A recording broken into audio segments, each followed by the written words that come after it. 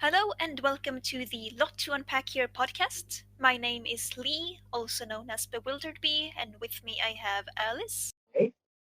And Alex. Hello? Alright, so we got a lot to get into today, and I think we should just get right into it.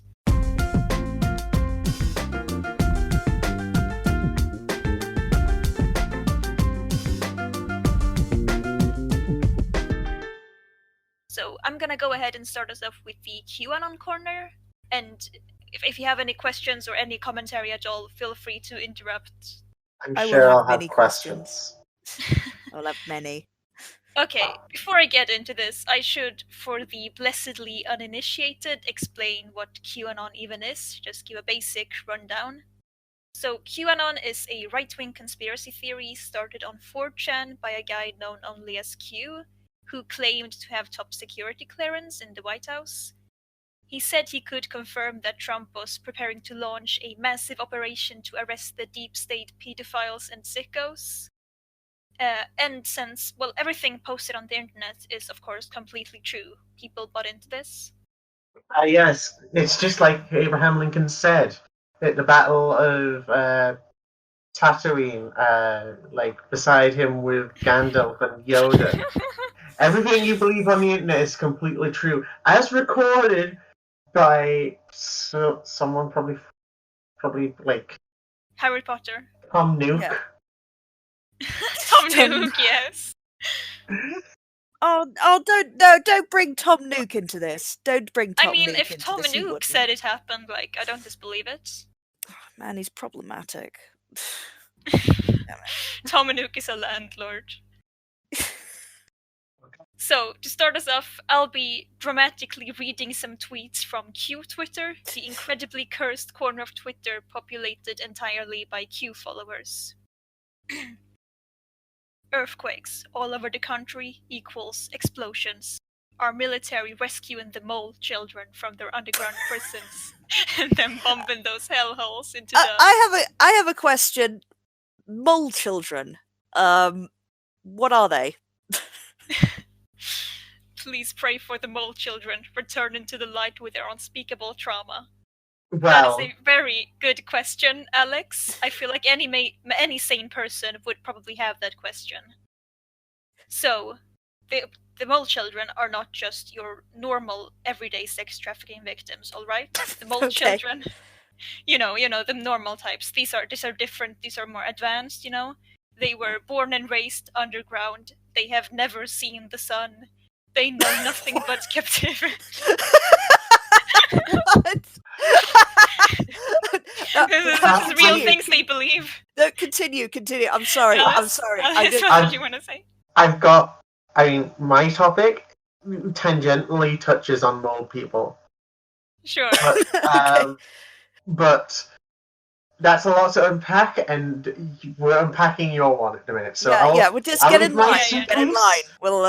I'll leave my suitcase, and I'll just put it there, and we're gonna get to that absolutely. after we talk about the very precious mole children who have known nothing. Or Nothing tunnel tots, as they prefer to be called. Oh yeah, there's of course debates about people, saying, "Hey, mole children sound kind of creepy. Maybe we shouldn't call these kids that." Oh no! Oh really? It's mole children sounds creepy, almost as if this is made up.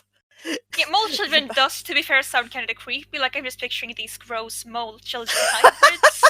Like, it's not a good word. It's not a good term at all. I know, they're really bad at PR, really, these they're QAnon extremely people. bad at PR.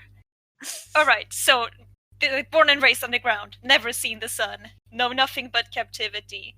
They may even be severely deformed.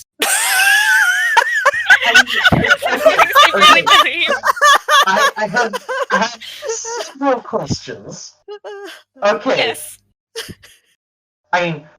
We're going to ignore, the whole problematic word thing, just mole children generally.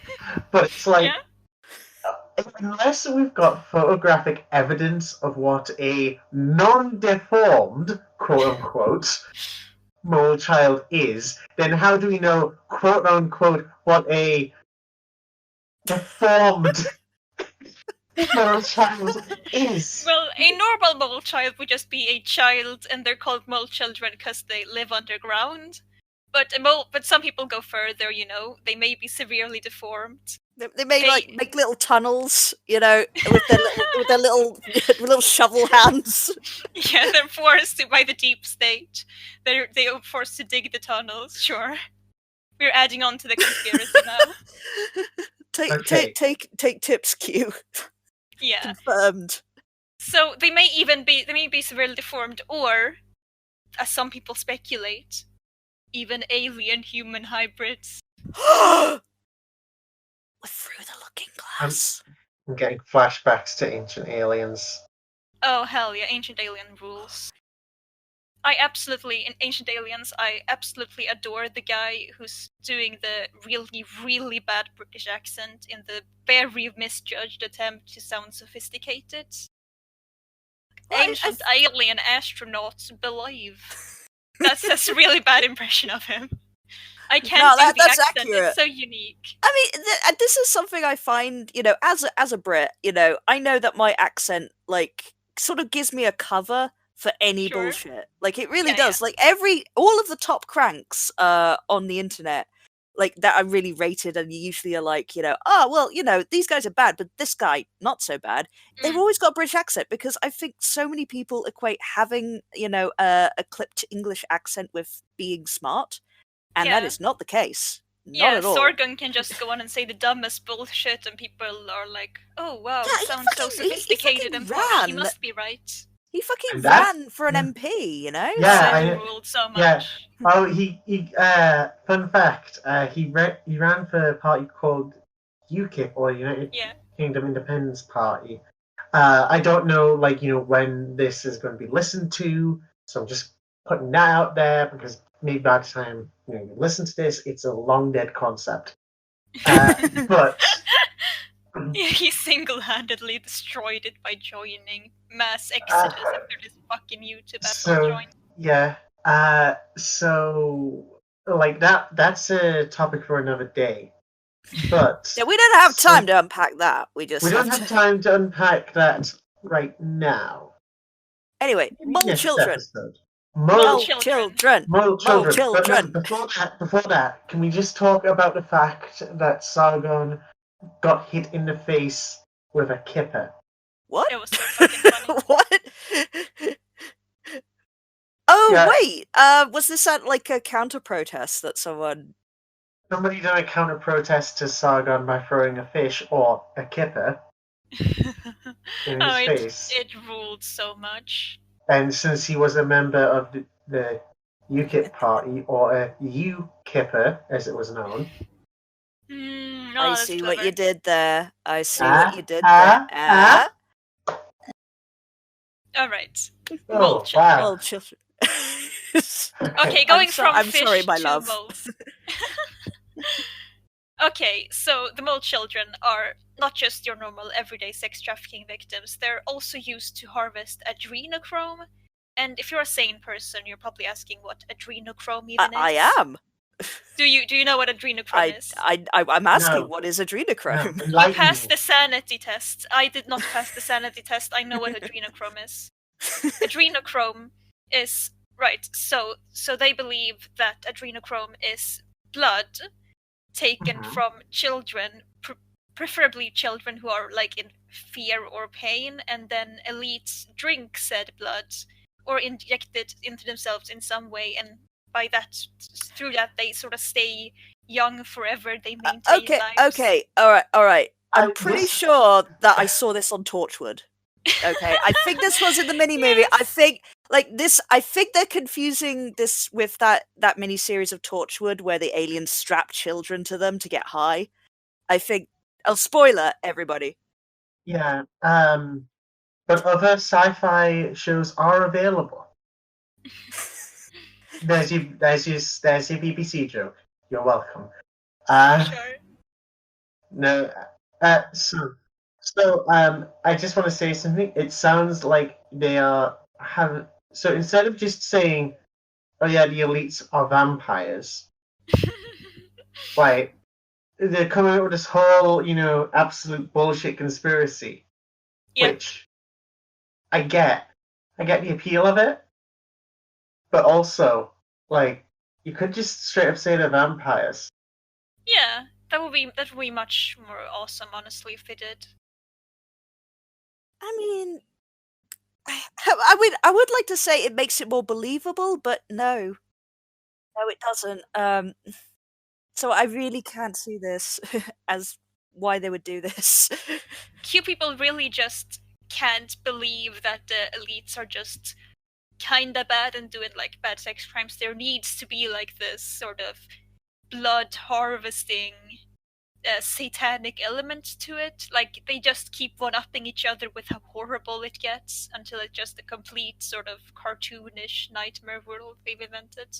I It guess kinda it's sort of rules. like it's like the Overton window as well. It's like they know really bad stuff happens from their guys. Like all of the stuff that like Trump has done and is currently doing, like, you know, things that, you know, all of these, you know, people that they idolize who've done terrible things. It's like they have to sort of up the ante so that their opponents are worse by comparison. And not only that, but like Trump isn't like a creepy rapist who doesn't give a fuck about human life. Like he's actually doing all of this to save the children.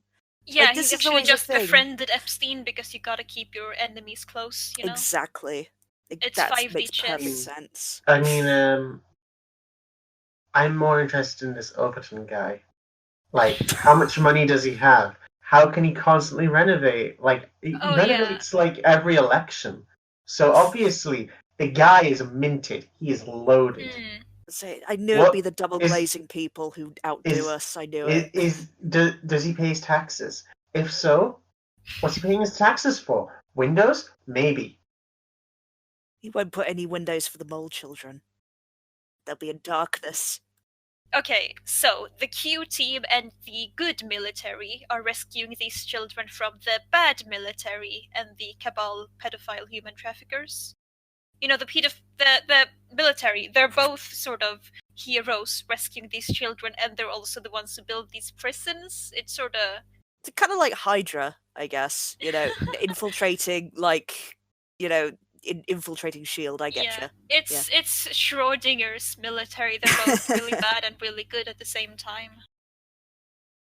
Okay, so 40,000 mole children have been rescued if you for some reason choose to believe Vincent Fusca, professional JFK Jr. LARPer. He's the guy who goes around to cons. Hold on. Okay, back up. I think we Yes? need some context for JFK Junior Lava. Because I don't think everybody will know about this. Could you give a little Right, Vincent Fusca. Yeah. He was in some sort of originally he was like spotted in the background of some Trump ad, and people were like, "Oh fuck, that guy kind of looks like JFK Jr. That means he must be JFK Jr."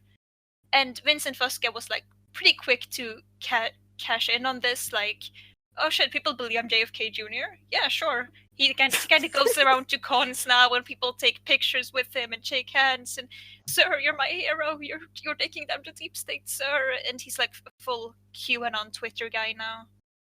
He's just kind of going around to cons, having people shake his hands, be happy to meet him. He's living his best life, honestly. I wouldn't say that, because there is a bit of news that came out about him living his best life. He was at, you know, CPAC, the Conservative Convention, where they had a corona outbreak, and yeah, he was confirmed to have been subject to it. So yeah, well, he's still on Twitter tweeting. He all is day, still so tweeting, hopefully so he's still let's there. just, So we gotta pray for Vincent Fusca and also the mole children here. yes, Mm-hmm. long may they live. Anyway, mole children. Tell me about the mole children. Mole children. 40,000 of them. 40,000 of them have been rescued, which sounds like a very reasonable number. It's sort of centered. These rescue operations sort of centered on the tunnels under Central Parks that apparently exist, and the Of children course, that sounds legit. Yeah, put into small tents, you know, in the park. Those can't just be like COVID tents for patients. Those have to be like mole children tents. You know, that's why they're And also there are like 2 American ships called Mercy is one of them. I don't remember the other one right now. But these are also ships that the mole children are being treated in, apparently. Of course. They can't just be here to help with COVID, you know, it's gotta be the mole children. Well, they're COVID's here to help. fake. It's just a conspiracy to keep all of the very online people inside, which was a Yes. problem that they were facing. You know, just they just need to be outside and do shopping and like go right up to people's faces and cough in their mouths. We are Absolutely. being oppressed. Yeah. Okay. Yes. Yeah. So in addition to the rescue operations, they're also arresting powerful people involved with this, apparently. Like there are tweets about like, oh, Ellen DeGeneres is wearing a, what's it called, the things you wear on, fuck, it's a bad time to have a mind blank, the things you wear on your legs when you've been arrested. Oh Or the- yeah. Oh well, yeah. They're like what are they called? Oh, we're all having a mind yeah. blank on this now. Yeah, I'm not sure what it is. You know, just sort of like these one of those things. Yeah. She's wearing one Listeners, of those tell things, us of those, and yeah. also Ankle bracelet thingy. Yeah. yeah, the ankle bracelets. Yes, she's wearing one of those. Other powerful people are too, because they've been arrested for their involvement in the mole children thingy, and they can arrest people, you know, without us noticing because of COVID. So they can just arrest anyone, kind of rules. And it's like, you know, this is a really good thing that Trump is doing. This is really Absolutely. great. You'd think you'd want to like publicize that more, like No. like talk about it, He's- like. Well, in terms of Trump talking about it, I'm gonna get into the storm, the awakening in a little bit. Talk a little bit about that. But first, I'm all ears. it's worth noting that the mole children are not mentioned in any of the official Q drops at all. Q, the guy, has not talked about them. So this is just something that's erupted from, you know, the fan base. Yeah, his followers just kind of came up with this on their own, because Q hadn't really provided a sort of grand official narrative about COVID. And these Q Twitter people were lost, they were stumbling in the dark, they had to believe in something, so they made up their own shit. And when left to their own devices, I guess they come up with even crazier shit than Q does. You know, I really wish that they would just, you know, go back to LiveJournal and do some fan fiction, really, because this kind of energy would be great for that kind of stuff. Yeah, they could just like join a fan base of something, like go join the Luna or BTS fan base. They love the coding shit. Yeah, Put the I energy mean, to good use. just read Lord of the Rings and Yeah. like and just like write like whole academic essays on Lord of the Rings and what it means. You know, They wouldn't write academic essays though. They'd be something like, okay, so Gandalf, he represents the white hat wizards who went back into time and prevented the world from being destroyed, and Sauron is the black hat wizards who started the virus to like, this is the kind of shit they'd come up with in their analysis. I would follow the hell out of that Twitter account if they did. Absolutely. Alright, so Q people think the storm is happening right now, and the storm, of course, is, you know, the wealthy people are being arrested, the children are being saved, and the stage after that is, you know, Trump is going to reveal his plan to the world through the 10 days of darkness, which is when all of social media and all media will be turned off, and you can only get official news from the Trump administration, who will tell you about everything that's been going on. They will awaken the public. You know, I love that their like end game is to get everyone in the world to just log off and listen to just this one broadcast. Like, I think that's kind of like the perfect, you know, the perfect summary of their fears and their neurosis. Yeah. It is not the end game though. After that, you know, they'll be doing public executions. We're gonna bring back hanging folk. What, really? We're gonna take the elites. Yeah, they love. Is that really that? Wow. Okay. Yeah, right. they want I wasn't like prepared. their thing is like they want to take Hillary and all the politicians and elites to Guantanamo Bay specifically, and then they want to execute them publicly, and then they want a military takeover. It's kind of dark actually. Yeah, that's like it was all fun and games before, and mole children and a happy sort of saving the children. Now it's like Jesus. Yeah. As a former Freemason, I actually. Okay. Right. Continue. Okay, I should explain. Yeah, you gotta provide some Yes, context yeah, for I that. think- Yeah, you can't just casually drop, by the way, I was in the Illuminati. Like, you No, gotta provide some I was in context the for that. Freemasons. I was in the Freemasons, and even then, I was only tangentially related-ish into the Freemasons because they needed a waitress. And me and my That friend, always. and my friend was like, my friend's mum, who was married, is married to this Freemason. Like, it's not as dark as everyone thinks. It's literally just a bunch of like dudes doing charity work and getting drunk. I mean, that sounds like someone in the Illuminati would say to cover up for the Illuminati. Of course, Alice Shelley Forbes, the first. I'm definitely a member of the Illuminasons. Yeah, it's But canon, it's confirmed. I got paid £50, which Nice. was nice. £50 in tips. It's so far been my only actual job, and even then, it's technically a little bit shady. But A little bit. You're working for the Freemason. worked. I mean, what were you serving them? Was it a red liquid that you could determine? Was it adrenochrome? It's a safe space, Alice. You can tell us if it was adrenochrome. Was red arena wine. It was wine. Oh. Yeah, sure, that's what they tell you. Yeah. Wine. Okay, Yeah, for yeah, I sure, mean, though. take it Ale, sidely. Take it sidely. I mean, whiskey. I've always thought that Alice was a bit fishy. Just saying. Mm. No, I'm just saying. You know, I mean, Yeah. we'll discuss this later. Yeah. Alright, so Q people think the storm is happening right now, and they're seeing signs and messages from Q everywhere. In WrestleMania, in The Mandalorian, I'm sorry. Okay. in children movies, in the Simpson comics, in Burger King sauce packaging. Okay, And no, all I'm right. not making that. I'm not making that up. I got the receipts here. The source. Okay, I'm curious. Well, okay. All right. Right. Simpsons comics, obscure. Like how Yeah. it. My question is how it. This is a terrible way to distribute your information, even like covertly, because nobody reads the Simpsons comics anymore. Like nobody. So I don't know how they got that information. Okay, Second of all- so there's a comic, and it's called Homer Breaks the Internet, and it was published in 2018, April the 20th. And Q also posted a thing in April 2018 about how the net will be paused. So Simpsons is Q actually, because Homer breaks the internet and Q says the net will be paused. Doesn't that mean Wreck-It Ralph is also Q? Yes, absolutely. Is Kim Kardashian Q? Probably. Is Kim Kardashian's arse Q? Definitely. Wait! Look at Kim Kardashian's arse.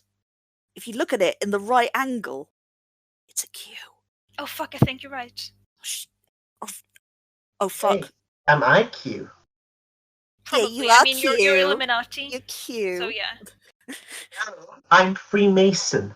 Hey, unlike, Alice. Illuminati. Unlike the Illuminati, I actually have class. I don't know, the Illuminati seem pretty classy. They seem pretty cool. I mean, they're on Yeah, money. So... but they're magicians and they demand to be taken seriously. Alright, WrestleMania, The Mandalorian, children movies, And sauce packets. Burger King sauce packaging. But Burger King sauce, but okay, the addition of Burger King sauce.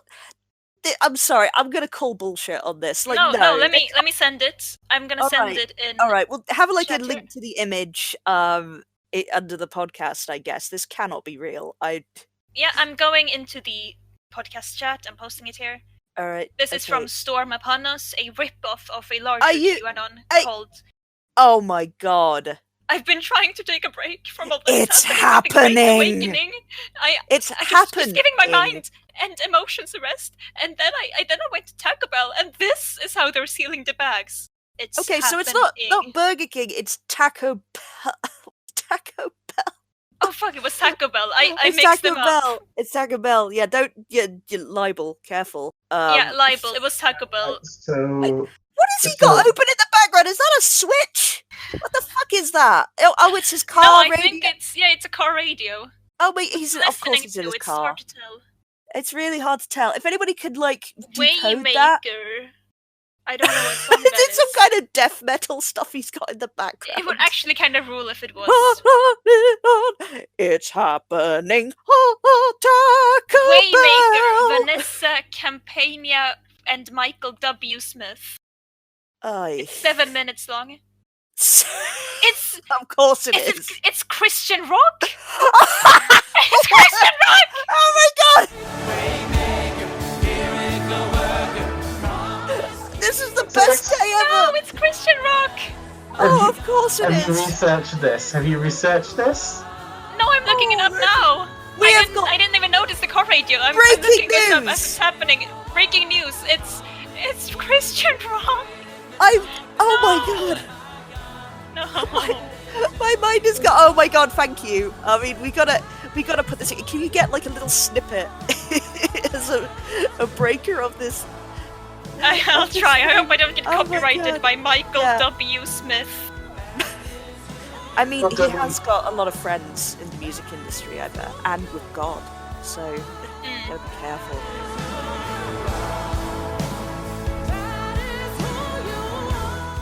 But there is one brave man who is standing against this onslaught of fake news. His name? Alex Jones. The That's man, right, the folks. legend.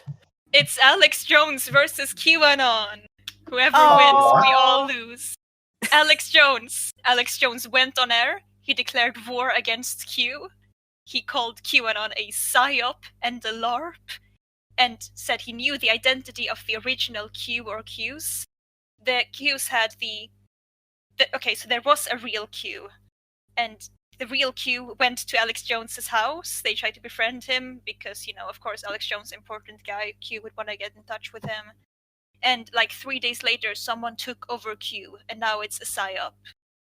And Alex Jones even threatened to expose the identity of the original Q, but before you get too excited about that, he kind of pushed it out of it. He didn't. No.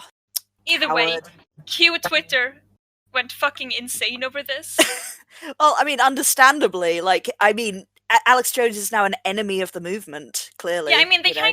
kind of disliked him for a while now. Actually, Oh, I mean, oof. yeah, and well, now they went from just disliking him to declaring him public enemy number 1. They went reverse Uno card. They said Alex was the actual psyop here. Oh, And here's well. a tweet from Joe M, aka Storm is Upon Us, who is one of the biggest QAnon social media influencers. As hashtag the storm shifts into high gear, deep state controlled opposition Pied Piper Alex Jones has gone all in on the fake news claim that Q is inciting violence and that its followers were behind the train attack on the Mercy Hospital ship. Enemy of the people. Wait, okay. I have several things. First of all, we need to kind of explain who Alex Jones is. Do we though? I feel like everyone knows. I think everyone knows. He was a meme for a while. He was a meme. Infowars guy. He's the Infowars guy. He yells about the frogs turning gay and shouty man on television. I mean, he's not really on television. Yeah, he's like he on got his YouTube taken off, channel and yeah. the radio. Yeah. He Yeah. got sued to hell by the victims of the Sandy Hook I think massacre. he still yeah. is on like some local radio stations, as far as I know.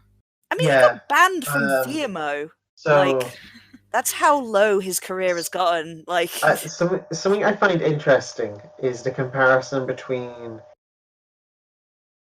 the Pied Piper and Alex Jones. Like these are two different figures. No, they're the same. I see no difference. I feel Alex Jones, I guess he's Pied Piper because he's sort of, distracting people. He's spreading the wrong conspiracy theories. I mean, I wouldn't be surprised if Alex Jones turned out to be like luring children away with music. I mean, that's probably one of the least, outrageous things that he could do at this point, to be Sure. honest. Rather than yell at dog shit on, on live television for views. I forgot Yeah. about that. Oh no. By the way, if people don't know what I'm talking about, there is a video of Alex Jones just yelling at dog shit. We I don't feel like need he the was context. Yeah. Yeah, I'm not gonna give the context. The context doesn't really help either way. It's still as deranged. Oh, he also dressed as a frog at one point and hopped around on his show. That was after he got demonetized and banned from YouTube and Twitter. I God. think it's done things to him. Like So he was it crazy. seems, yes. Yeah. So who's this QAnon influencer? It's Joe M. He's Joe- like a guy, Joe M, aka Storm is Upon Us. He's a guy with a Punisher logo as his Twitter avatar, because of course he is. Very professional. He's kind of just, a boomer who spends all day tweeting about Q, really. But Isn't somehow, it- because it's Q-Anon, his low effort posting got him to be one of the biggest Q Is it guys. because he's got his name is part of the alphabet as well? Like it's got M there. And all the influencers has got alphabets in their name and they spell out something. That would be something I would do. Just get loads of influencers and just jumble around what their initials are, and maybe it will spell mole children. We've got the M. I know. We got the I Q, know. which kind of looks like an O if you squint at it sideways. Yeah. I know we are the alphabet mafia, but maybe QAnon's the actual alphabet mafia. Oh fuck! Q is LGBTQ. Oh. The Q in LGBTQ stands for QAnon. I do remember. I don't know if it was a troll account, but there was a faction of LGBT QAnon things. I mean, again, I don't know. It's the I mean, it might exist, it might not. I don't know. Yeah, I would love to hear probably Q's does. views on that. the Q fan club's views on Someone LGBTQs. should ask him, honestly. Okay, so why is Alex doing this? Well, there's one reason, really, and it's very obvious. But he's salty. He's salty, he's mad, he is simply molding over the fact that he does not get as much attention and respect as Q does.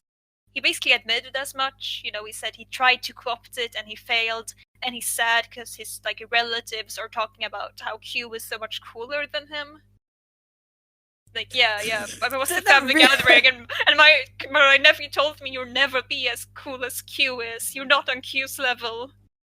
He's clearly upset about this. Alright, so the Alex Jones thing is kinda sad, really, but it's also very, very funny. Oh yeah, Alex Jones should have his own segment on this podcast, I think, because there's so much weird shit with him. I love the fact that he partly lost his case of getting custody of his kids from his wife, who it was part. I mean, his whole defense was that he was just pretending to be crazy for his podcast. Yeah, he just went parody satire. It was a joke, social experiment, bro. Yeah, but he kind of undermined this by refusing to put his shirt back on at various points in the Again, I'm not kidding. This is cited. It's just trying to put the man doesn't like shirts. He hates them, and he just he just rips it off in anger. I mean, good for him. Let him live his best life, honestly. Just maybe don't let the kids be near him. Yeah. Alright, so that's go on. You keep on with the mole children and so everything with the deep storm.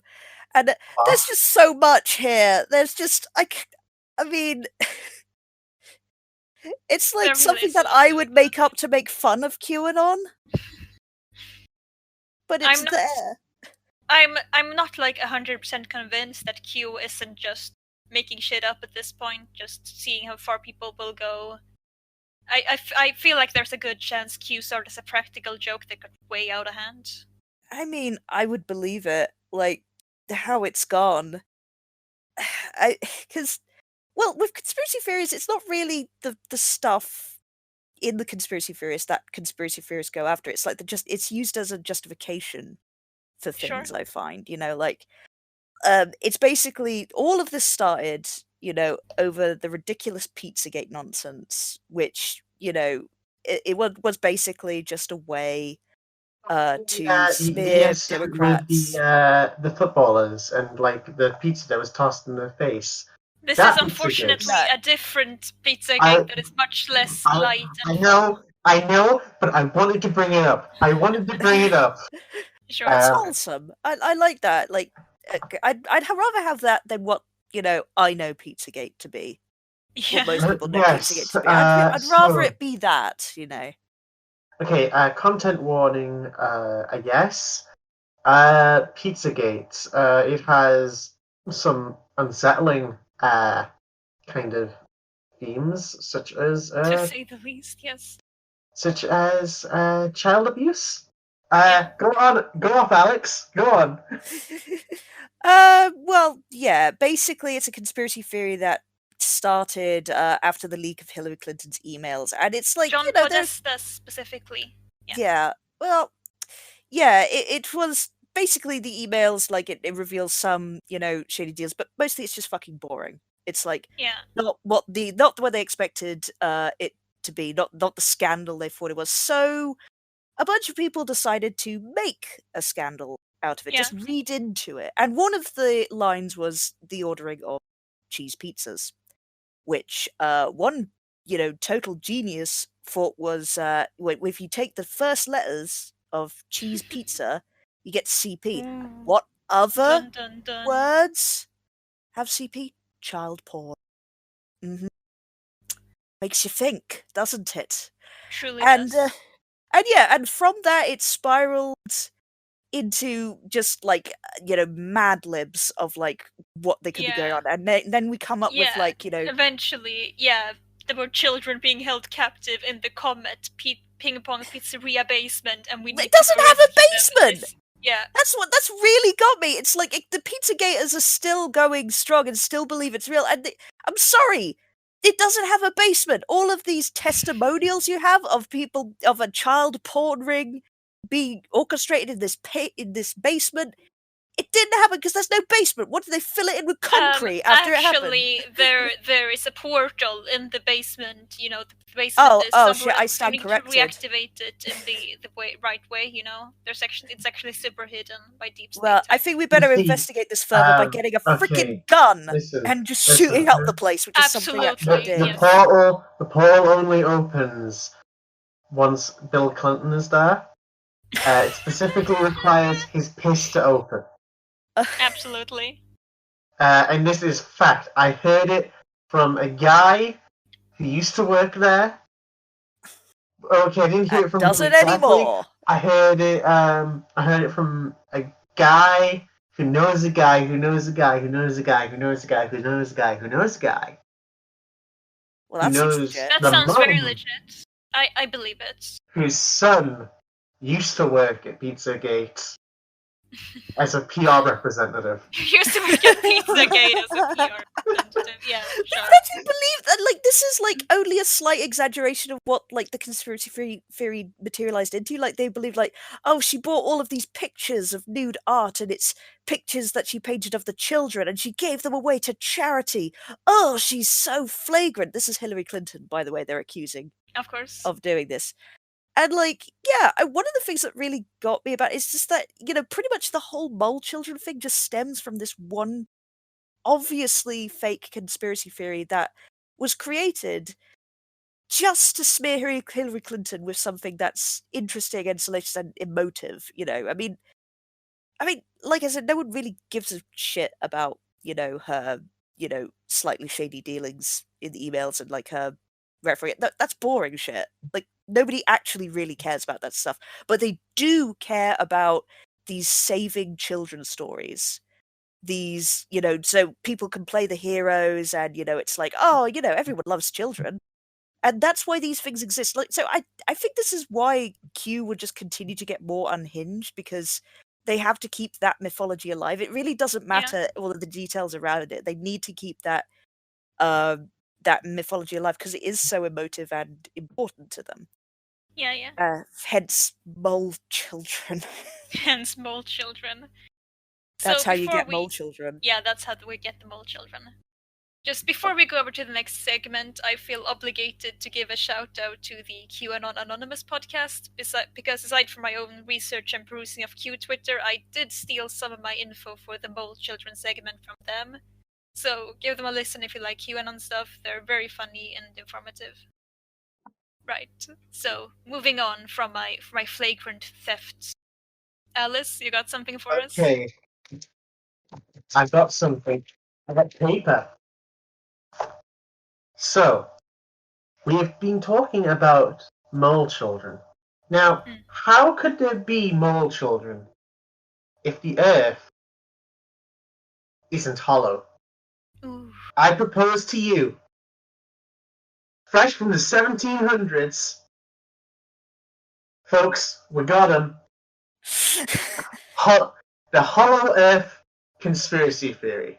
I believe it. You sold me. Although, I will give credit, I'm focusing mostly on the 1700s one, where this was actually semi-considered like a sort of like actual possible kind of theory on the like general structure of the Earth, but it's not. It's not in today's world. Unfortunately. Aww. This theory of the Earth inspired Journey to the Center of the Earth. No surprise. Now, the theory itself, like, it's pretty easy to debunk now, so I'm not going to talk about the theory, much rather I'm going to talk about the people who believed it. Sure.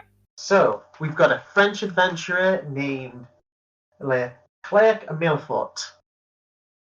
That is an amazing name. Born in 1752. Died in 1817 or 1820? I checked the Wikipedia article. They're not sure. So this fucker might have been undead for like 3 years before he just kind of like collapsed. Like, that is freaking suspicious, actually. Like, I want to know the story. Maybe he fell into the hollow earth and just like fell out the other side. Yeah, it just took 3 years to fall out. You know, that's why for 3 years we don't really know about. Leclerc has like a whole like adventures and like diaries and stuff like that. Don't know how much we can trust him though, because I don't know. French hollow earth guy sounds pretty reliable to me. Okay, so a few things I'm going to mention in relation to the very American-centric conspiracy theory. He fought in the American Revolution alongside the British. Hell yeah, we stand. The plot twist, oh my god. No, it gets even better. Teamed up with the Musqueam tribe. I think that might be the French word. It's the Creek tribe, but like I checked the Wikipedia page and it says Musqueam, so I'm just going to go with that one. Yeah, whatever. French is a dumb language. French words are. So, basically, spoiler for the American Revolution: the British lost. Fuck! I can't believe you've done this. Yeah, I know. Shocking, right? Yeah, I was not finished with reading the American Revolution. Actually, I didn't know how it went. Yeah, thanks, Obama. Yeah. Okay. So, but after the American Revolution, he still was around in America. And he hung around in what was left of the British territories. Or what was the British territories. He basically went with the Musqueam tribe near the Mississippi River, which the Mississippi River has caverns near it. And now this is the interesting bit. There was like enough room to fit. How many families did he say? Right. Okay.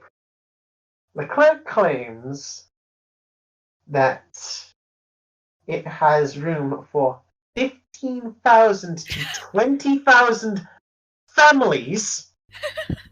Not people, families. Now, what's interesting is is I did a little bit of research, and it turns out there is a folklore legend kind of thing of this Aboriginal tribe that he traveled with, which said that like they came from the earth. So that's like kind of interesting, and I don't want to disparage that, but I am calling into question Leclerc's, kind of credentials here. I mean, is it going to turn out that he just can't really count? Like, he just started counting like 1, 2, 3, 4, 1,000. Yeah, there's like 50,000 families. Yeah, a lot of them. That's about right. Yeah. So we're going to go just a little further back, just a tiny bit back, and we're going to focus on a man of the stars, Edmund Halley. Oh, of Halley's Comet fame? Yes, I think. Ah. So, he was the originator of this idea of a hollow Earth. Okay. That's why I said that it technically was a legitimate scientific theory at the time. Much like how Mary Shelley wrote about the legitimate scientific theory of galvanization or electric shocks reviving the dead. But except this time it's, the Earth is hollow. And Hell yeah. it's not just it's like two half spheres that turn counterclockwise to each other, spinning from the North Pole. Wait, how does that Okay, well, Yeah. okay, all right, yeah. I was on board until that bit. No, I'm still on board. I'm actually even more on board. This sounds extremely legitimate. Yeah, okay. So, it is about 500 miles deep or 800 kilometers deep. Now, I'm going to note he was Britain's second royal astronomer. So, like, this isn't like, some, loser stuck in a lab who just happened to make like a really big telescope and find, like this whole thing. No. This guy was appointed, like, because most royal positions are appointed. In fact, George III was quite famous for trying to track Venus down. But that's a whole nother thing to unpack. Yeah, we don't have time for that. We don't have time to unpack that. We just continue. Continuing with the Hollow Earth thing. Now you're wondering how much related to America is this? Well, so we understand that it's been around the American Revolution. You know who else was around the American Revolution? The US presidents. But there's one small tyke, two small tykes actually, who were around the time. They took part in the American Revolution. That was President John Adams and John Quincy Adams. We're focusing on Quincy mostly. You can't tell, but I'm actually saluting right now. Right, so I just found myself standing. So, for some reason. For context, John Adams was like an ambassador during the American Revolution. He also helped like form the United States Navy, which might be important. Mostly negotiating with the French and failing epically. Like I'm talking really bad. It's like Benjamin Franklin's just rolling his fucking eyes like bad. It was cringe, bruh. It was just total cringe. Yeah, he kept going to the French and posting cringe, yeah. Yeah. So like during the American Revolution, he would sometimes take Quincy with him. And obviously, Quincy's learning all about these ideas and stuff like that. So, that's kind of interesting. I'm bringing this up more to give a portrait of Quincy much rather than his dad. His dad has like a whole slew of bad political decisions. But so his dad was part of a political party called the Federalist Party, which eventually got abolished because like a mixture of reasons being scandals, one of the prominent members being shot in a duel with like the third vice president. Yeah, that'll set you back. It might set a party back. So eventually, all that was left was a party called the Democratic Republicans, which were a party that it had famous members such as Thomas Jefferson, James Madison, and John Quincy Adams, because there was no other political parties. This is the kind of party that John Adams is running in. So John Adams Jr. or Quincy. I'll just call him Quincy just for simplicity. Sure. This is the kind of party that Quincy is running in.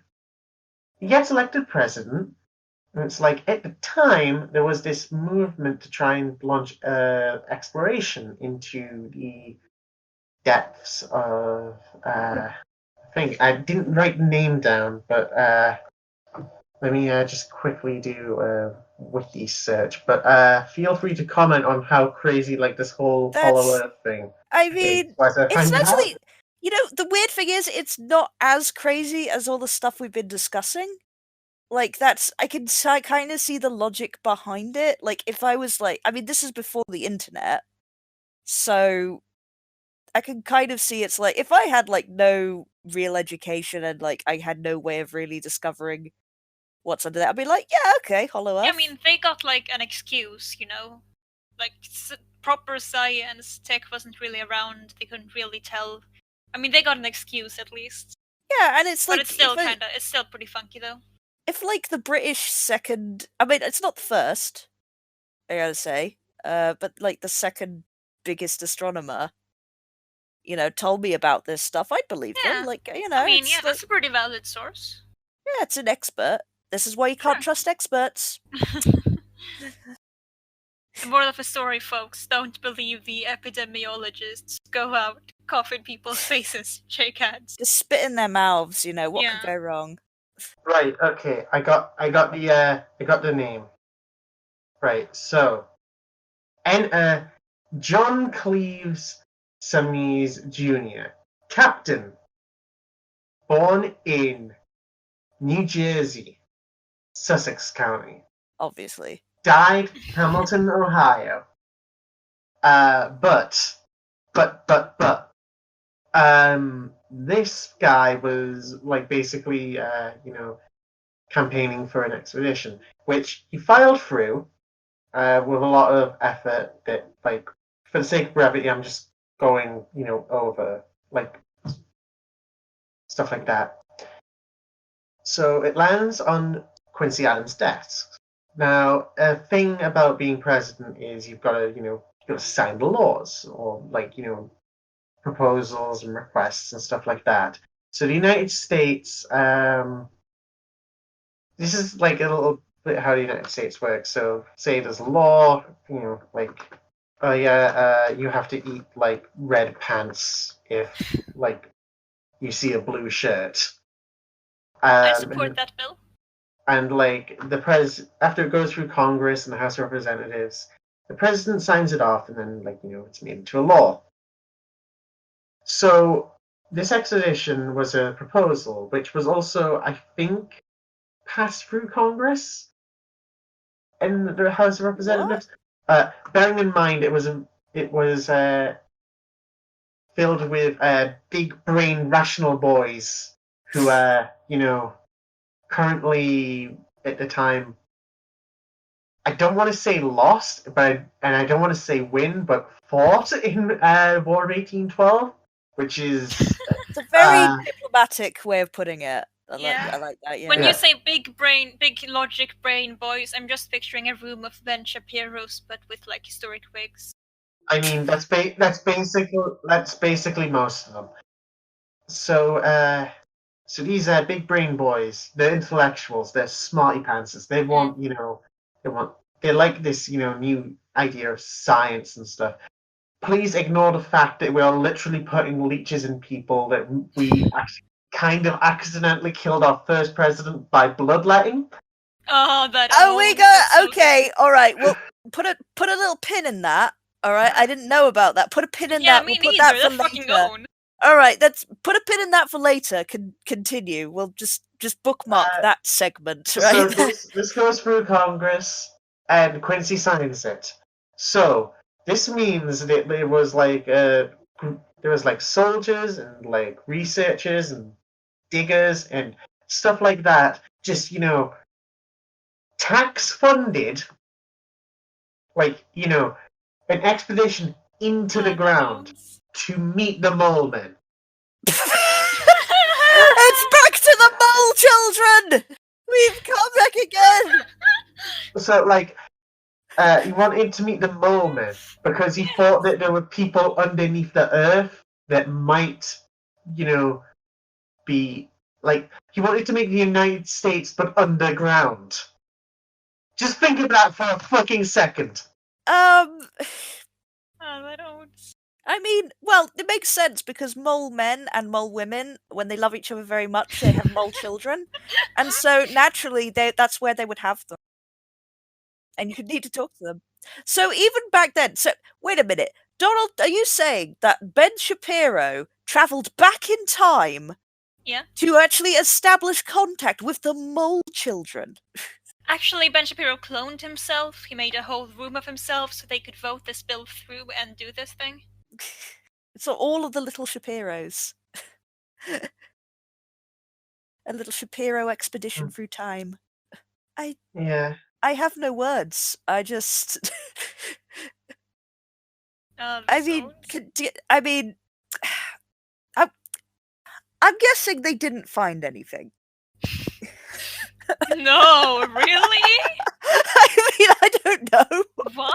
I am unaware of all of this, so, did they just dig a hole? I mean, Alex, did you miss the chapter in the history books where John Quincy Adams meets the Mole King, the king of the Mole Men? I don't know anything about American history. Give me a break.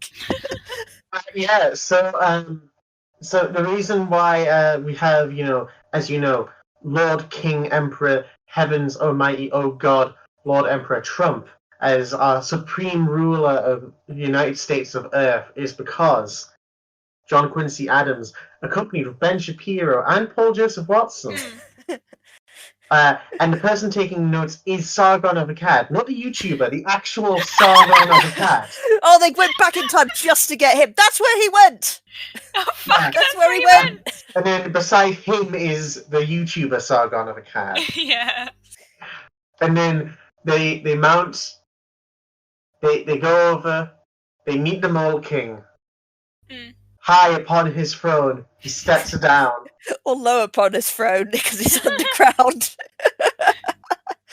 And then John Quincy Adams offers Sargon of Akkad, the actual proper one. But which one? He offers his eye. Ooh, that's how he lost the eye. Yeah, that's how he lost the eye. Actually, after that Sargon of Akkad, the actual real one, he bled out because they removed it improperly. And in his dying moments, he looked over at Carl and he said, Carl, I need you to take on my name. I need my legacy to keep living. Will you do this for me, Carl? And from that moment on, Carl was Sargon of Akkad. You won't do anything stupid, will you? Say, I will not. You won't join a failing party, and you won't say that you wouldn't even rape someone, would you, Carl? No, I would not. I will make you proud.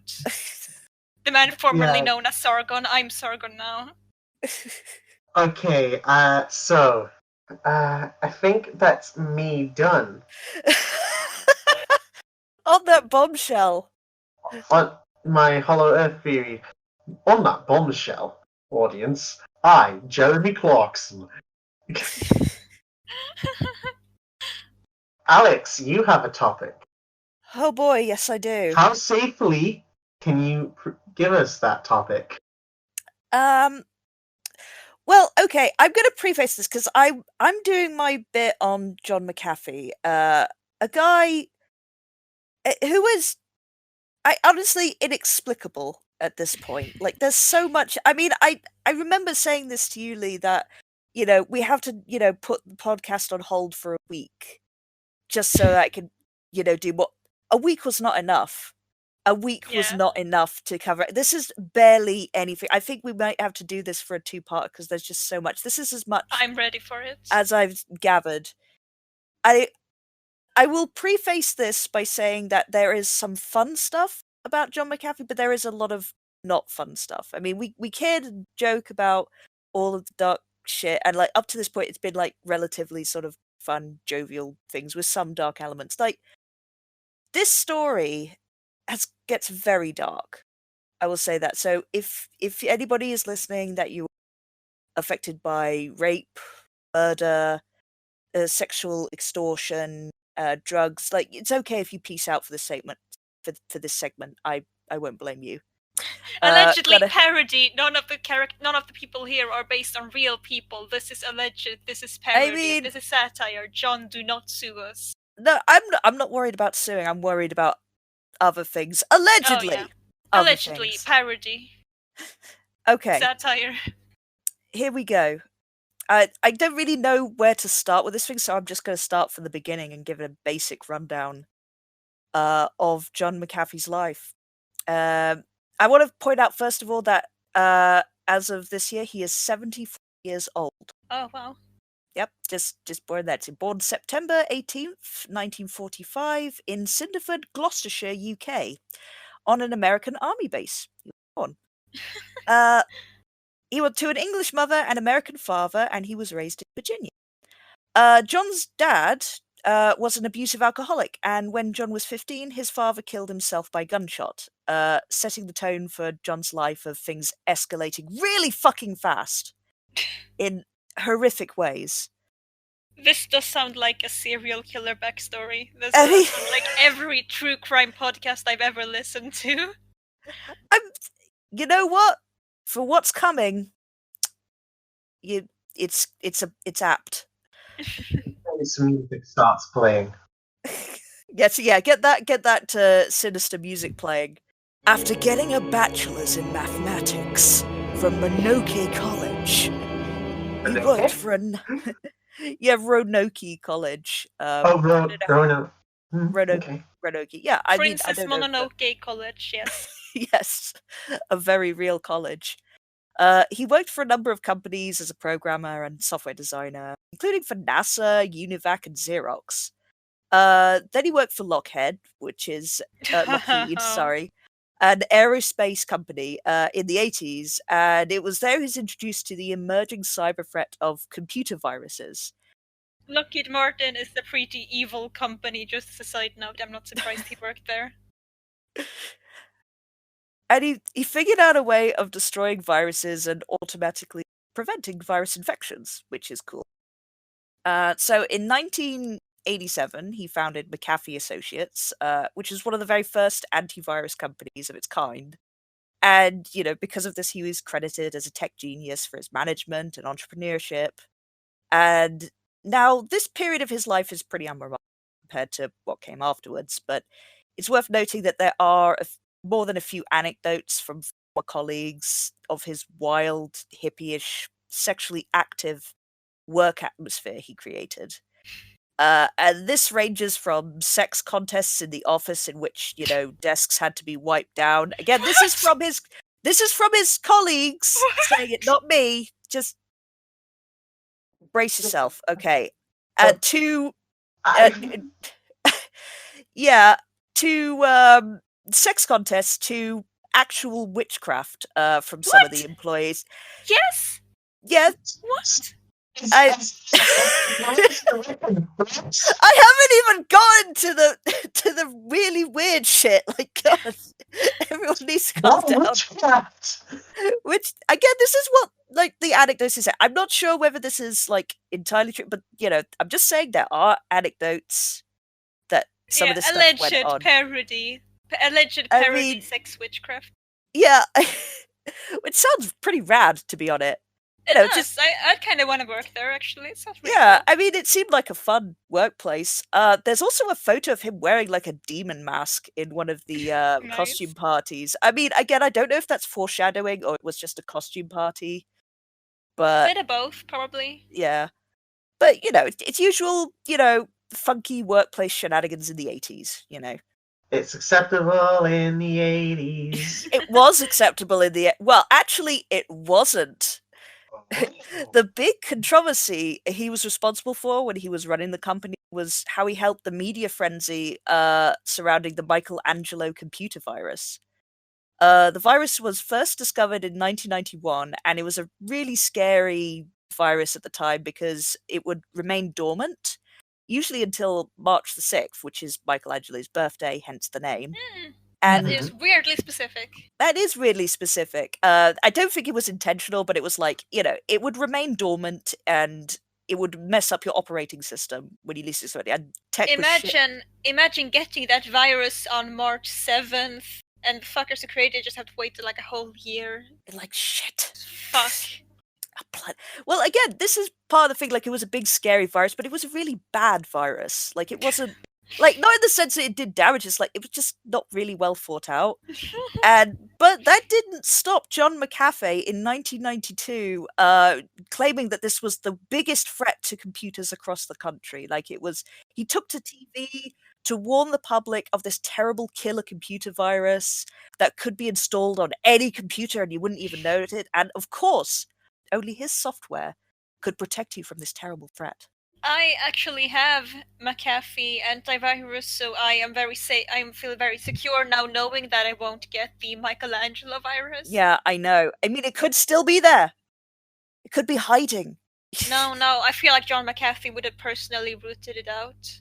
Exactly. Thank you for living in my computer and helping to protect me, John. I don't think you'll be saying that when you know what's coming, but okay. I'm sure he'll appreciate that. Anyway, the doomsaying ultimately paid off for McAfee, the company and the man, because from the media frenzy, like the stocks rocketed, profits soared, everybody was installing McAfee. Meanwhile, the amount of actual cases of the Michelangelo virus infecting computers only totaled like a few hundred in the entire world, because it wasn't a very good virus, basically. It just, people caught it early, it wasn't a problem. And this scaremongering stunt is often attributed to why McAfee left the company just a few years later, because the shareholders considered it an embarrassment and attention-seeking. But it didn't really hurt the company financially. Like, if anything, it helped it. So I'm of the opinion that it was John's other antics that led to him resigning.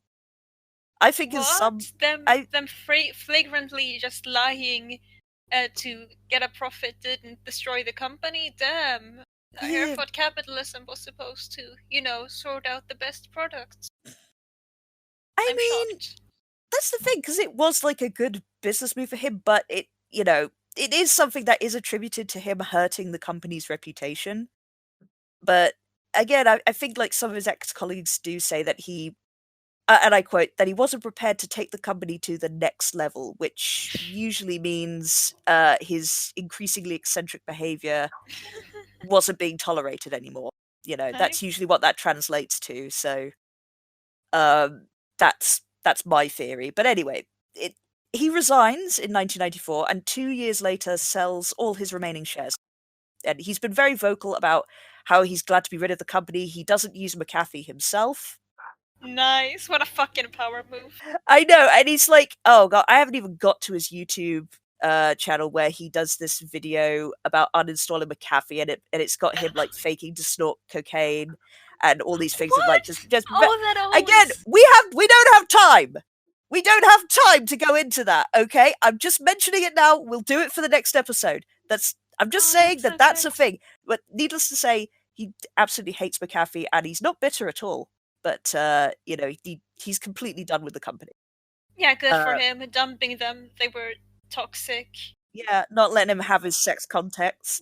Sex contests all the time. Yeah, not letting you do sex witchcraft is toxic behavior, and you need to leave anyone who doesn't let you do sex witchcraft.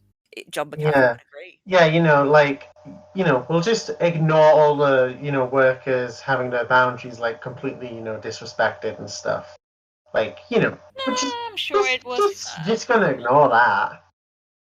I mean, sex witchcraft does sound pretty rad. I feel so sorry for the guy that was relating this anecdote in the documentary, because like he was just sort of sadly like kind of having a flashback, said like, yeah, they had to clean down my friend's desk with Oh, a Jesus. squeegee. Like, he just goes silent. It's like, this man has seen some shit. Oh, jeez. But anyway, Like, I get if you work in like a sex dungeon and that's like a normal job thing. he's a software developer. I just want to say that. Are you sure he's not a hardware developer? Oh, damn! But I digress. He proceeds to spend his millions on real estate from then on, including a huge yoga ranch in Colorado, where it's a mansion and it's, you know, where he does his yoga, where he builds this new image of an enlightened yoga guru. He writes 5 books on yoga and tries to set up a motorized ultralight airplane business in New What? Mexico. Yeah, it's where it's basically like dangerous plane flying, you know, you're more free. It's, Nice. yeah, it's great. And he builds and buys numerous multi-million-dollar properties, usually in remote areas. Not shady at all, not suspicious. Which are essentially playgrounds for himself and his acolytes, you know, like he gives loads of he buys loads of vintage cars and just lets his friends drive around in vintage cars. Like, I mean, that's pretty cool.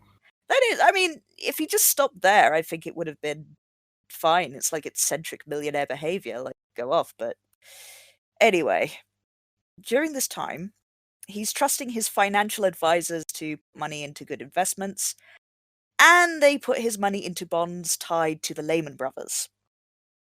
And Who are they? they are responsible for the financial crash of 2008. Yep, they collapse really badly. Oh no. Good for Yeah, them. those Lehman Brothers. Yeah, good for them. They were Good just for doing them. self-care, actually. Yeah, from 2007 to 2009, his net worth is reported to have gone from 100 million to 4 million, thanks to the financial crisis. Ouch. And John has reporters follow him around as he does what I can only describe as a cross-country millionaire's yard sale, where he's treated as the new riches to rags story, and he sells off all of his deflated property developments. Like, just everything must go. He's like, I think there's even footage of him selling like one of the Buddha statues in his yoga retreat. It's very sad.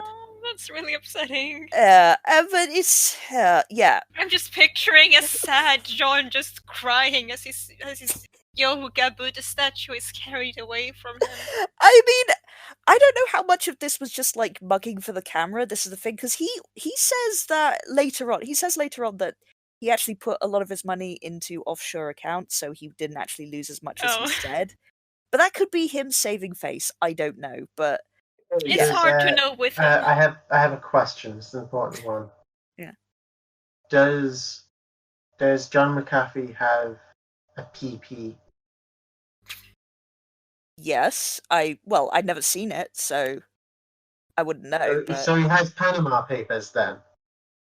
Oh, You fell for it. You fell for it. I can't believe you've done this. I've been played. I've been owned by facts and logic. Just remember, listeners, this is the jolly part of the podcast where we have fun, you know, at the story of John McAfee, when we won't be having that for very long. Well, I'm sure I'll be miserably attempting to make it fun as everyone else just glares at me for. I would love to see you try, because I will. We're getting to the Belize portion of this story. Okay, basically he's selling off all of his old stuff at the lowest prices because, you know, all of his financial investments have collapsed.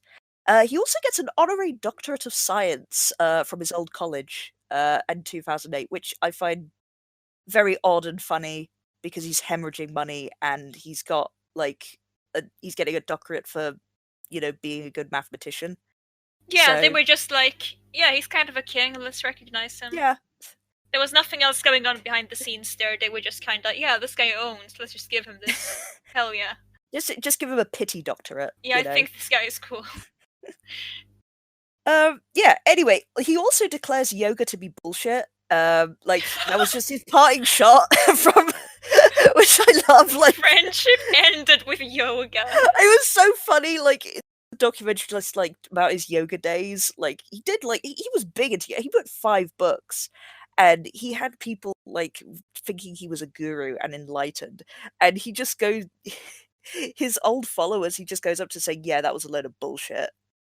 How do you even fill 5 books with shit about yoga? Like, how is there that much to say? No, I It's mean, like lots of money to be had in it at the time. That's not the interesting question. Like, how do you tell someone like that it's bullshit? Like, you know, and convince them that yes, this is actually true. Like once they've, developed like a following fee. Like, how do you do that? Well, he managed when the money ran out, is all I'll say for that. Like, he was obviously Yeah. making quite a big, quite a good investment in yoga and when the financial crisis. So it's easy to tell you that. I think the thing with John McAfee is he's easy to, like, believe things when he's getting something from it. In that case, it was money and attention. And when that ran out, it was like, yeah, actually, that was a load of bullshit I made up. So Well, that's... at least he admitted it. I mean... It's something. Yep. Anyway, after his I- parting shot... I was just going to ask, don't you want to become a cult leader? Absolutely. That's the death of God. There has This is been the positions thing. made available. He keeps establishing, like, mini cults throughout his life. Unbeknownst. It's crazy. So cool. Anyway, he moves to Belize, which he likes because it's sunny and beautiful and lacking in regulations. Now, this is- pausing for those of us who are geographically challenged, where is that exactly? I will have to Google this. I've forgotten. It's, Nice. I am no good. It's in the South America region of the world. Oh, Yeah. okay. Okay, yeah. I'm sorry. I'm terrible with geography as well. But anyway, I digress. Maps aren't real, we made them up. Haha, It's true. geography fake. We'll get to Flat Earth later. In Belize, he continues his mad playboy entrepreneurial projects, albeit on a smaller scale since he's lost most of his money, and a lot of quote-unquote charitable donations he's now doing. He donates huge amounts of equipment, guns, ammunition, and tasers to local police. And he even makes the local news at one point, donating a $1 million boat to the San Pedro Coast Guard. He just wanted to help. He saw CSI Miami, thought, damn, this guy's kind of cool, and decided to help. Yeah, help the yeah, police out. nothing suspicious. Wait, no. Where did he get the guns? Where did he get the boats? That's a good question, actually. Where did he get the guns? He bought them with money. Oh, right, it's America. Yeah, you can just buy guns with money. He bought guns with money. Don't need to ask any more questions. Yeah, this is not at all shady. How did he acquire... No, okay. I know how he acquired the money, but, like, did he just go into different stores individually and buy one gun? Or was it like a stock bulk order? Or I think he probably bought them from some manufacturer directly, Yeah. but disregarding that, I mean, instead imagining him going throughout the country to every gun store and buying one gun individually. I'm John McAfee. 5 guns, please. Thank you. He just goes into the store, buys a gun, and comes in 2 minutes later with a fake mustache. I'm not John McAfee. I'm Mon Jackaffee. You know what? That's home. actually not that far from the truth of what happens next. I'm just saying this now. This is foreshadowing. Yeah, I want to note as well when he bought this boat and gave it to the Coast Guard. He makes local news. He only does it after he gets his official green card for permanent residence. By the way, I'm just noting that. That's just a fact. Just throwing that out there. He attracts international media attention to court investors for his new big project, allegedly to synthesize antibiotics from jungle plants. Which he does in his new compound that he builds in Orange Walk Town, which is like sort of outside, kind of a jungly area. So he's done so much fucking different shit throughout his life. I know this is only incredible. this is barely through a decade as well. So oh wow. Yeah. Truly and, an icon, someone whose example we should be following. I'm saying this without listening yeah, to the rest yeah, of what you got to say here, but I'm sure it will hold up. Get the sound clip of that. John McAfee is a true American hero. Wait, he's English, isn't he? No, and he's American He's also now. an American. He's also an American hero. He's a true hero of the world. But anyway, during all this time, he becomes increasingly more paranoid, especially as he is now something of a celebrity in Belize, and it has a pretty big crime rate in Belize. And as the multimillionaire in residence, he's a prime target for robberies and kidnappings from local gangs. John McAfee's solution to this problem was to build his own gang. Yes! An entourage of... Calm yourselves. This is... There is photo evidence of this as well. I just want to say this. This is fucking king shit. I mean, is it though? Yes! I mean, it gets better. Yes, I said. Calm Right. yourselves, everybody. Okay, right. I have to ask, what kind of crimes did they commit? Well, you'll find out. I mean, okay, this is an entourage of bodyguards, or as he called them, hitmen. Yes, that's what he called them. That he was known to call them. Numbering sometimes 25 to 30 people at any given time. He recruited ex-convicts, known criminals, and people, who'd been in the drugs trade, who had been wanted for assaults, who'd committed, possibly committed murder, but, I feel like we're throwing some implications here, but I feel like he just wanted them to have a second chance, He wanted to redeem them. He took them in, like, I'm gonna show you, I'm gonna show you, like, actual honor, and I'm gonna teach you how to be good members of society. I mean, that's what he said, and I believe Is him. it really? That's known. I mean... It's the shittiest excuse. And also, like, that's the whole thing, because he goes to this, like, impoverished neighborhood, and he basically acts like a white savior in most of his justification for this. Like, he keeps saying that he's cleaning up the neighborhood. And he even imposed a curfew at one point in a district, and built his own... I'm not kidding, he built his own police station at one point. Yes.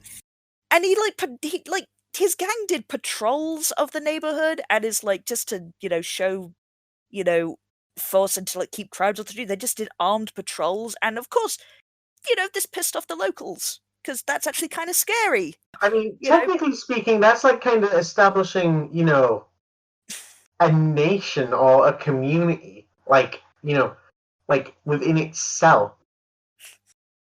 Like a gang community, almost.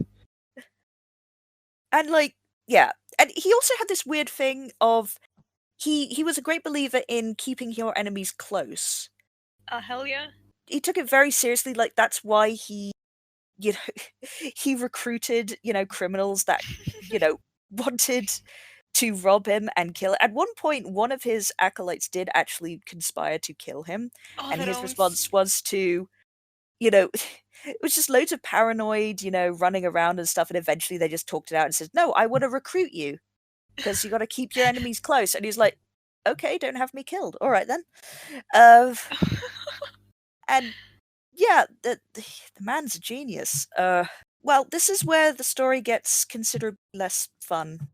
And this is where the rape and the murder and the horrible stuff comes in. Let me put my, like, let me put my, like, serious story pants on.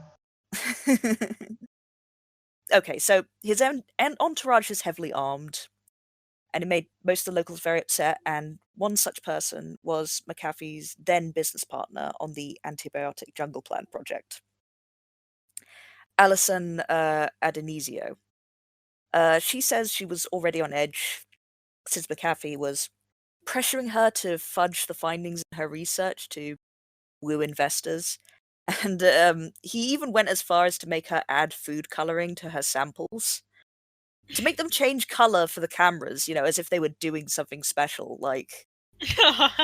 And there's loads of photos of him just posing with test tubes and beakers with like red liquid, green liquid, and going, ooh. Oh, that's king Like, shit. That and yeah, she was not happy with that because she said, "Look, I found nothing, and you were lying to the press.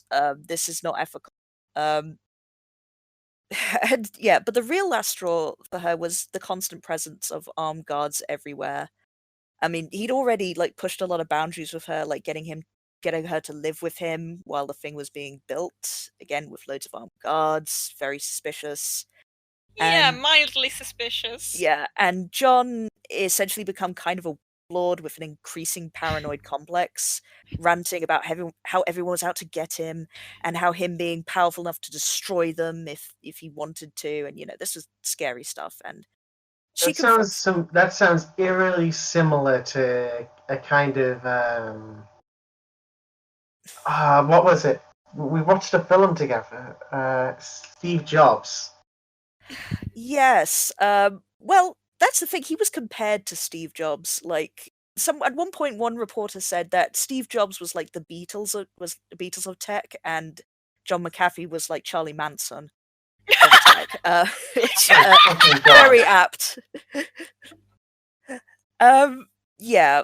So anyway, she confronts him and she says she wants to leave the project, and his response is to calmly give her a glass of orange juice that is spiked, and she falls unconscious and he rapes her.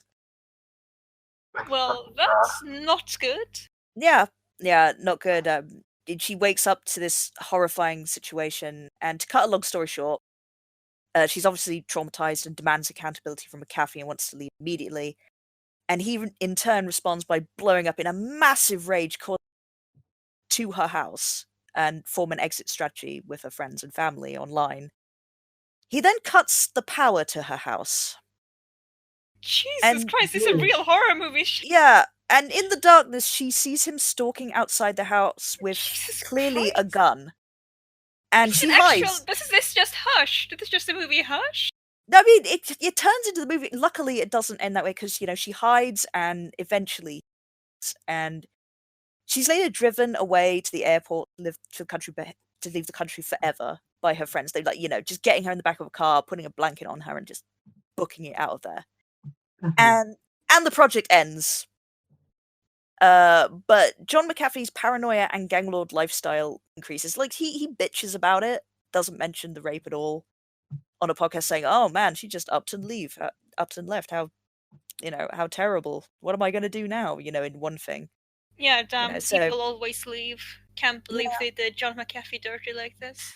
Yeah, and anyway, after this, a local Belizean man, David Middleton, makes the fatal mistake of robbing John McAfee's home in Orange Walk, and McAfee sees this crime as a horrible slight against him. The reason, the government is out to get him, obviously, and it's also an opportunity to make an example for. Yeah, you're gonna come at the king. You better not miss, random robber. Yeah. That's pretty much how he feels. And I must say, just point out how he looks like. He just looks like a withered nerd. Like this is a very fucking warlord. Yeah, he's like a fucking warlord at this point, and he's fucking cosplaying Scarface. Like, and he comes out with this shit. It's just unbelievable. Is he just Emperor Palpatine? I mean, he looks like it. I mean, Jesus, he looks so withered, and he's just like being held together with willpower at this point. Anyway, I digress. He is alleged to have ordered the execution of David Miller. With just execute him. Yeah, I'm not even kidding. Like, he just straight up executed with allegedly 2 of his, guards, aka hitmen, chasing him into the woods to beat, torture, and taser him until he was barely recognizable. It was horrific. Oh, wow. And David later died in hospital of his injuries, leaving behind a daughter. Which, I want to point that out as well, because, as much as we joke, and the weird thing is that in the coverage of, McAfee's antics, the rape and, David Middleton, being killed on his orders, they get kind of, put to the side because, it's a rape thing. And David Middleton was was a black man. So I do Aw. wonder if that's the reason why he's kind of been low on the list. And I think that it is just, it Probably, needs to yeah. be, yeah, I'm just putting like a line under that because I think they do deserve to be mentioned and remembered. Anyway, Obviously. Yeah. a serious Obviously. moment there, but Anyone like who is like, well, first of all, anyone murdered deserves to be remembered. Anyone who has had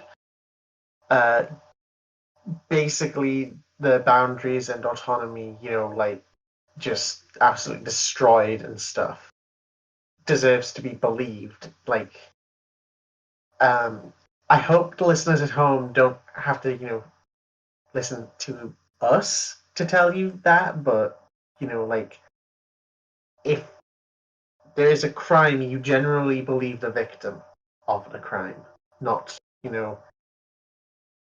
John McAfee coming at you with his hitmen, like, killing you. I don't But know. John seems pretty trustworthy. Just look at that face. I mean, I'm looking at his gun pointed at my face mostly, so I believe him. Yeah. yeah. Anyway, is it a real gun? Is it a real gun, Alex? I'm gonna Probably. believe it is. On April 30th, 2012, Belize's gang suppression unit raids John McAfee's Orange Walk residence, where Yes. McAfee was arrested for suspected unlicensed drug manufacturing and possession of an unlicensed weapon. They found the equipment for the manufacture of drugs such as cocaine and methamphetamine, but the only substances they found were neither of those illegal drugs, and so McAfee was released without charge. Now, there's a number of explanations for that. Either he hid all of the stuff that he was making, or he was making something else, or he had failed to make drugs. I want to believe the last one. I want to believe the last one. That's my personal theory, that he tried and he had failed to make drugs. Yeah, I'm going with the last one. And we're not even going to get funny. onto like his drug abuse stuff, because again, there's too much. Like, I'm not even through half of it yet. Like, this is even more to come. And anyway, long story short, the raid on his home sent McAfee into paranoia overdrive. Like, he books it out of Orange Walk, moves to the Belize capital, taking his many armed guards, multiple girlfriends, many of which are teenagers, and his many dogs with him. We don't have time to talk about his girlfriends. We'll do that for a later time, but don't worry, just put a pin in that. He's got a full-on harem. He's an anime protagonist. I'm not kidding. He does have a full-on harem, but we don't have time. Basically he has many dogs with him, and these dogs are mean, they're untrained, and they are out for blood. And it was the presence of these dogs that made him enemies with his neighbor, American expat Gregory Fall. The dogs were known to terrorize tourists and residents. They were a constant problem. Lots of people complained, and they left a huge mess in their wake, for which Gregory filed an official complaint. The situation was never fully resolved, and John McAfee was hostile to any feedback, including pointing a gun at people who went on his saying "Get off my property." That's how open he was to He's feedback. the old man thing. Just I get mean, off he's my an old lawn. man. He's in his 60. He's pushing 70 at this point. It's like, oh wow. And then mysteriously, his dogs get poisoned. Now, Aww. that is sad. Like, he has to bury most of his dogs, I think, in the back of his garden, and it's a huge traumatic experience for him. Whether Gregory Fall poisoned John McAfee's dogs is unknown, but what is sure is that John McAfee blamed him, and was noted to say, "I'll kill him for this." And sure enough, Gregory Fall was found shot dead in his apartment November 11th, 2012. And it's this that starts the spiral of Scooby-Doo shenanigans that some of you may have seen on international news. I just gotta say first, imagine you're just chilling and you're in the South American country you live in, and suddenly this 60-year-old tech nerd comes He moves in, he starts a gang, and there's suddenly the police, and they're terrorizing you. And this 70-year-old, like, tech nerd is going around pointing a gun at you for talking shit about him. And And it's he's got like, armed police. Like, what the fuck is going on? yeah, he's got like the police in his fucking pocket. He's got like, he'll kill you for like, talking shit about him. It's like, the man is 70. He's a software engineer. It's just incredible. How Oh, he does he owns have this much so cool. power? Like, I mean, literally, honestly, like, money. I mean, even Yeah. though he was like, he still had like $4 million, so that's still a lot of money in Belize. And yeah. Belize, It's the same way yeah. that 8chan owner Jim Watkins has like power in the Philippines because by the economy standards he has a lot of money just from running like shitty porn sites and also 8chan. we'll He has like we'll power get to over that the at some legal point. system, and yeah, Jim Watkins like has legit power over the police and like the legal system to pressure them into like going along with his shitty dumb case that's obviously shitty and dumb just because he has money from 8chan. Kinda owns. It kind of is Except like it really this is a doesn't. whole genre of criminal that is just Yeah. like shitty tech nerds on a power trip, really. Yes, In yes. countries that can't afford to like take them to court or anything. Like Yeah. this is when like people started to take notice of his shenanigans, because like this was an American expat that he allegedly had killed on his orders for just Yeah. nothing, basically. Yeah, international media just John McAfee terrorizing people, raping people, murdering people, I sleep. He threatens an American. Fucking Jesus Christ, we need to get a media on this right fucking now? How can he do this? And it's like, I mean, I don't want to like, say that, Gregory Ford, death was like somehow privileged, because, I've seen his father, it's like he's just broken, it's like, it's awful because like his father, who he survived by, was like, yeah, I've come to terms with the fact that I can't punish anybody, I can't do anything about it, I can grieve. Like, this is a man who knows that, the person who murdered his son has just got no repercussions, and he's never going to get repercussions. It's heartbreaking. That sucks. Yeah, that actually does suck. Anyway, John McAfee is running for president. Yes! And I just wanted to... Again, we haven't even got to the Scooby-Doo shenanigans. I just wanted to end with that. This man, who's done all of this shit that I've just said, is running for president in 2020. Yes, and I want to move to America just so I can again, vote for him. I want to say he's running for president again, because he did this as well in 2016 at the Libertarian Party. He came second in the elections for the Libertarian Party, by the way. Wait, was he in that infamous debate clip? Which one was he? Oh no, it's not the booing one for the driving license. No, he's... Yeah, I know that's not him. Was he in the clip though? That I don't know. I didn't see him in there, but there is a clip. Actually, there is a clip of him in a Libertarian Party debate where he's talking about how he thinks it's terrible that we go, overseas and we just bomb families. And I'm like, fuck you, John McAfee. Fuck you! I mean, for fuck's sake! He's not wrong, but he's like the worst person to give that message. Just the guy who went overseas, started his own gang, and took over that country. Like, motherfucker! He basically held Belize captive, and also, like, he set up his own, what essentially could amount to like a mini micronation inside of Belize. I'm like, this has to, I think we've gone on for so long. I knew this would take so much longer, because this is just the half of him that I've covered. And there's more shit to do. There's more shit to discuss. The audacity of this bitch, I swear, is incredible. Folks, we're saving that one for a part 2. You gotta tune into the next episode to find out the exciting conclusion of John McAfee. Yeah, the villain origin of the century. Yes. Okay, well, next time we'll be talking about Linda Bellos, and it will be interesting. There's just like John McAfee, she's a very complicated person. Yeah. Not next week, but the week after that, we'll probably have a new episode up, and we'll be talking about John McAfee some more.